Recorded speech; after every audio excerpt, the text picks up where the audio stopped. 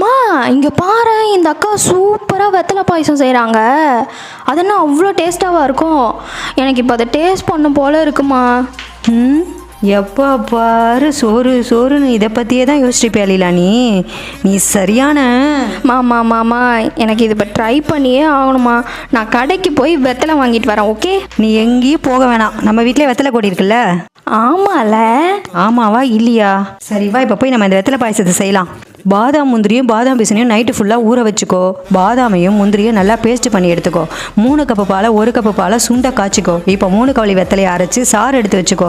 இப்போ காய்ச்சின பாலில் பாதாம் முந்திரி பேஸ்ட்டை ஊற்றிக்கோ. இப்போ என்ன பண்ணுறேன்னா 2 கப்பு சர்க்கரை அதில் ஆட் பண்ணிக்கோ. அடுத்து வெத்தலை சாறை எடுத்து அதில் ஊற்று.